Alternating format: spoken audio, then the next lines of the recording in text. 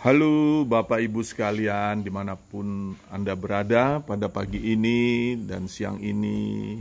Saat ini saya mendapat sebuah dikatakan WA ya, yaitu disebut di situ pemimpin yang tak bergaya elit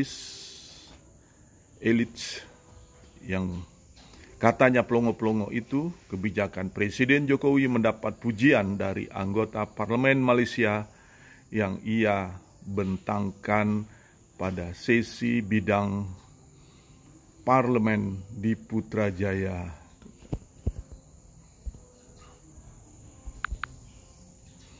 Jadi Bapak Ibu sekalian, mari kita. Dengan perpindahan ibu kota Indonesia ke Penajam, keberadaannya harus dimanfaatkan. Ianya dijangka membuka laluan dagang baru dan akan memanfaatkan kepada Borneo itu sendiri. Datuk Yang Dipertua, dahulu. Bapak Ibu sekalian, jadi saya mengingatkan kembali pada saya ketika ambil gelar, yaitu MSI ya. MSI itu sebuah gelar dari Ekonomi Perencanaan Pembangunan.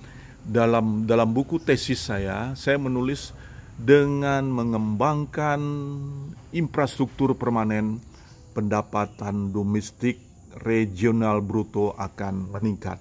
Nah, kemudian apa saja yang disebut dengan pengembangan infrastruktur permanen, yaitu semua infrastruktur yang mempunyai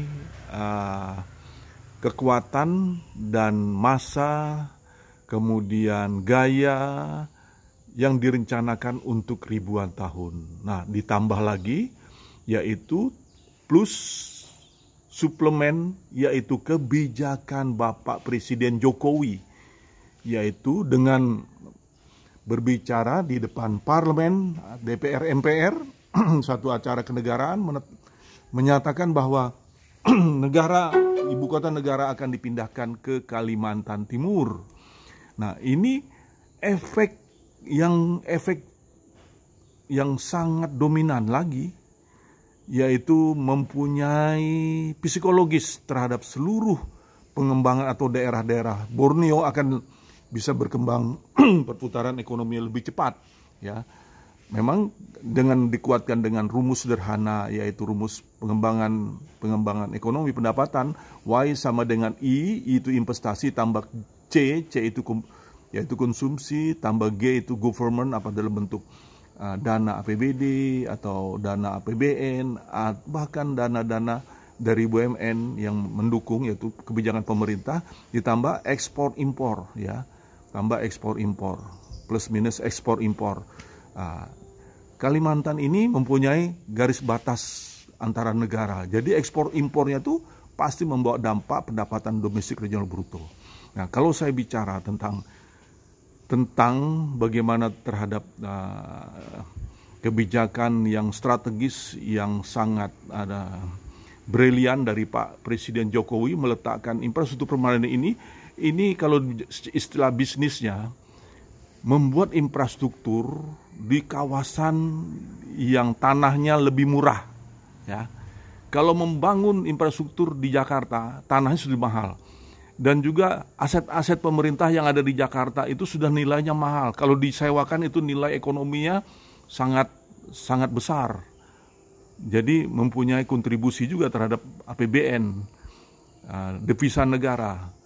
Nah, sehingga yang di Jakarta bangunan-bangunan disewakan mempunyai nilai ekonomis, mendapat devisa negara, kemudian itu kita letakkan di Jakarta, kemudian kita bangun lagi di wilayah yang nilai tanah ekonomi sangat rendah, kita bangun lagi sebuah gedung-gedung yang besar sehingga mempunyai nilai ekonomi yang sangat tinggi.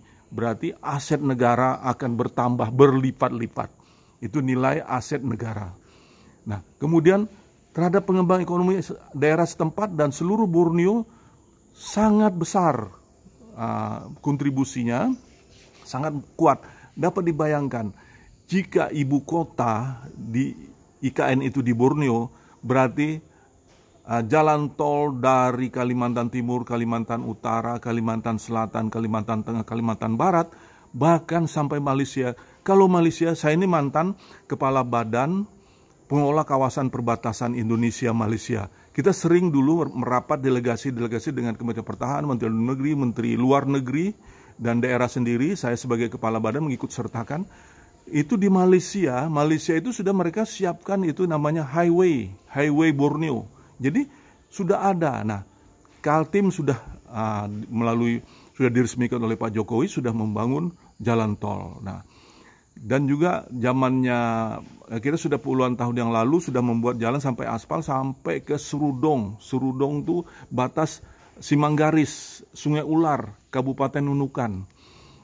Nah, itu sudah 2 kilo lagi sudah Malaysia. Sebenarnya sudah ada jalan tikusnya, jalan perusahaannya, cuma Malaysia belum membuka.